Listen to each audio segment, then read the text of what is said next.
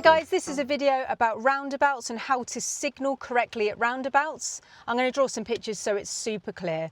Now when you're doing a roundabout, you're either using a signal to stop people from coming out, so you're literally stopping people from coming out. If you're turning right, for example, and you want to go round the roundabout, you're going to be needing to use a signal so you stop people in the other junctions, especially the oncoming one.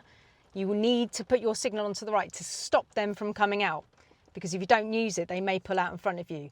So your signal at a roundabout can be to stop people from pulling out in front of you so you don't have an accident, or you're using signals to speed up the other people's decision about the roundabout being safe, and they can come into the roundabout and it's nice and safe. Right?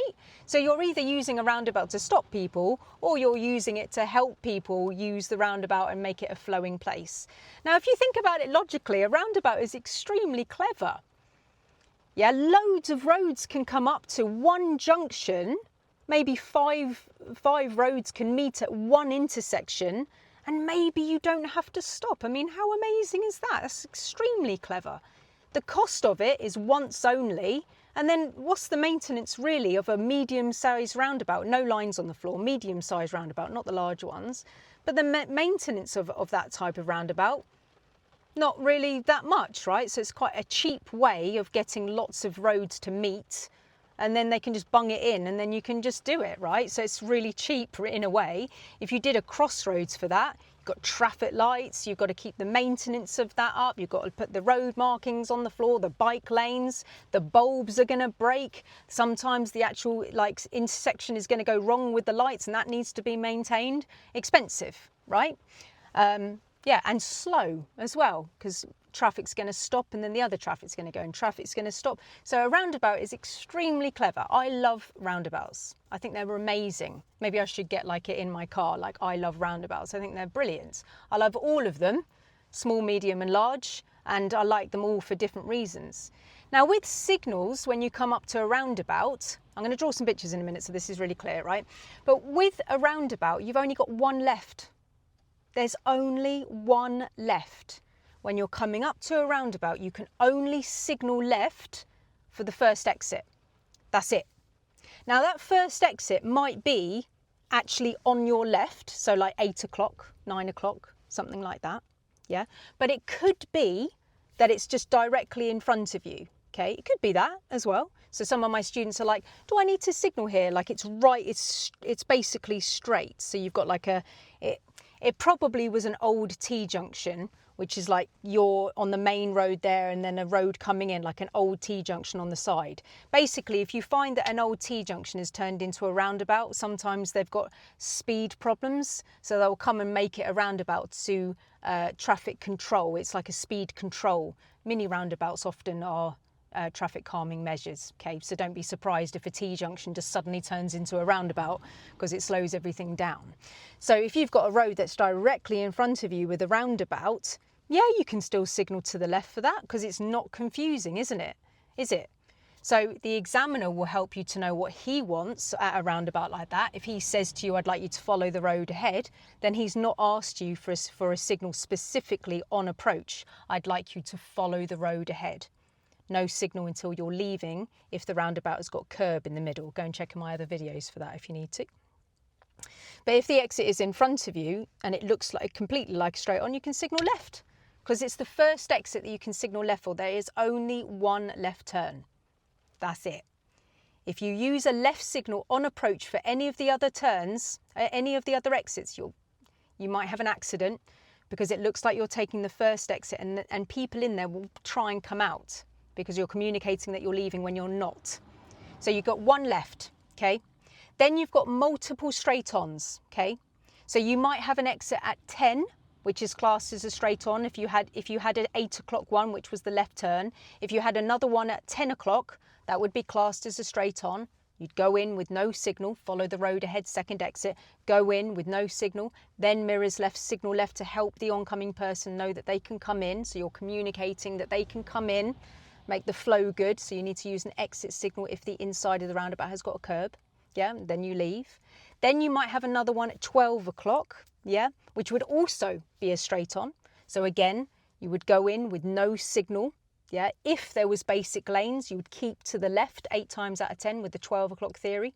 If you're going to 12 and it's a normal setup of a roundabout with no different road markings on the floor, you need to be on the left for that. The 12 o'clock exit would also be a straight on. So you'd have 2 straight ons at that roundabout, and you would signal to leave after the first 2 to get to the 12 o'clock exit, which would of course be the third. Okay.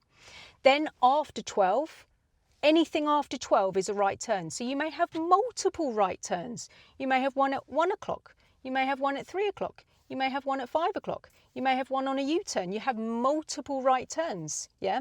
So there is multiple ones that you could signal right for. So what I'm trying to say is there's one left turn. That's it. Multiple straight ons, and then you've got multiple right turns as well if they're after 12.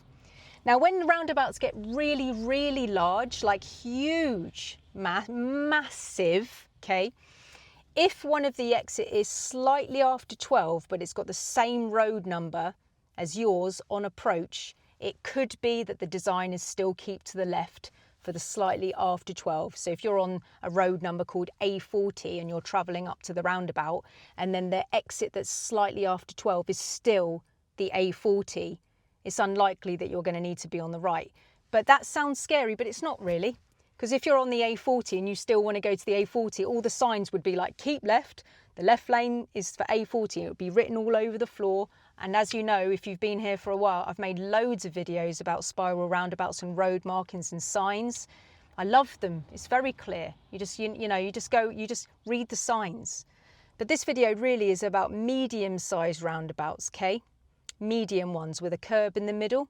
So come and have a look at these pictures and it will make more sense. All right, I hope this helps you, and I'll see you on the next one.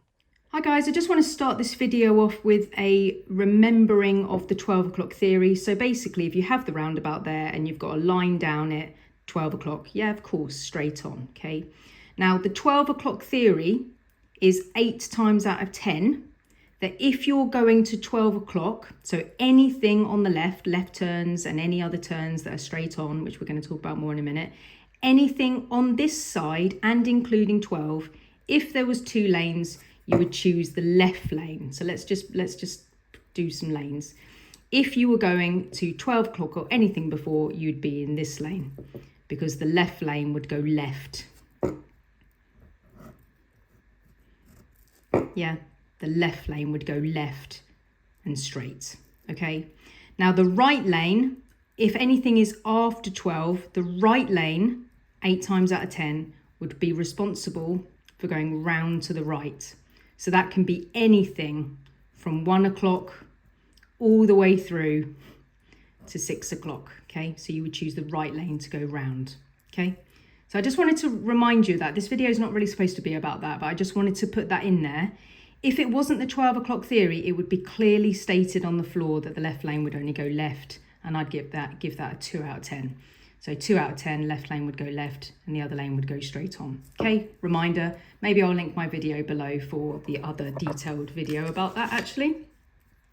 So let's just play a game. Okay, so let's just move over to some clean paper.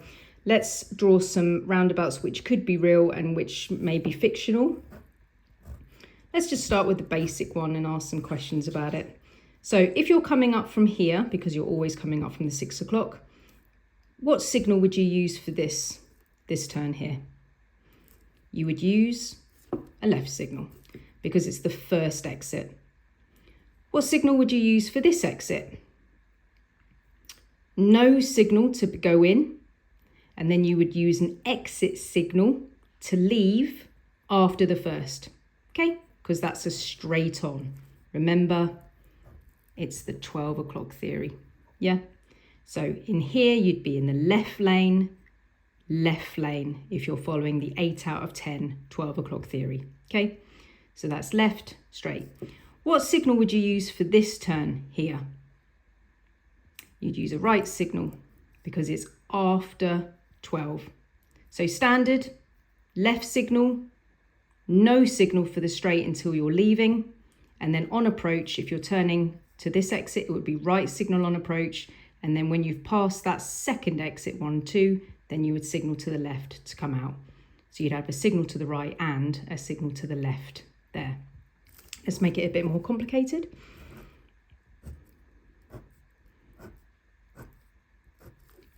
As you're coming up here, what signal would you use for this one? Left signal. What position would you have for this turn? Left lane. What signal would you use for this exit? No signal to go in and signal to leave, because it's a straight on. That's classed as a straight on. Which lane would you use for that? Left lane. Yeah, because it's before 12. How would you signal for this exit? No signal to go in, and then when you've passed the second exit 1, 2, then you signal to the left to leave, because it's a straight on. Which lane would you choose if there was 2 lanes to get to this exit? The left lane, if it's following a standard 12 o'clock theory, which works 8 times out of 10. What signal would you use for this exit? You'd use a right signal, because it's after 12. Okay, so right signal, in, and then an exit signal to the left. Okay, which lane, if there was 2, would you use for this exit? You'd use the right lane. Okay, let's move on, make it one more time complicated. Let's do a fictional roundabout. Probably. Medium size, this would be fictional, I think. Let me think about that for a minute. Actually, no, not quite. I could make it more ridiculous. Yeah, there's a roundabout like this in Cheltenham, actually. Okay, so as you're coming up, which signal would you use for this exit? Left. What lane would you use if you're following the 12 o'clock theory to get to this exit? Left lane. What signal would you use for this exit? None until you're leaving. Signal to the left. What lane would you use for that if you're following the 12 o'clock theory 8 times out of 10? Left. What signal would you use for this? No signal. And then an exit signal. What lane would you use for that if there was 2 and it's following the 12 o'clock theory 8 times out of 10? Left. What signal would you use for this? Right. What lane would you use for that? Right, because it's after 12. So you'd go in with a right signal and then use an exit signal to the left after you've passed that. You have to have your right signal on because it must stop, especially this person coming in. Otherwise you could just have an accident. If you didn't signal for that exit, you could have an accident because you'd go in with no signal and this person could pull out in front of you because they think you're leaving. So it's imperative, if it's following the 12 o'clock theory, that you signal to the right to go over there. Yeah? Right signal on, exit signal out. What signal would you use for this one? Right signal, because it's after 12 o'clock. What lane would you use for this one? Right, because it's after 12. Yeah? All the way around with the right signal and then signal to the left to come out. What signal would you use to come back and do a U-turn to your own exit? A right signal, because it's after 12. Yeah, so you go right signal all the way around and then exit signal to the left to come out. Which lane would you choose for that? Got to be the right, because it's after 12. Yeah, on the right all the way around and come out. Following the 12 o'clock theory 8 times out of 10.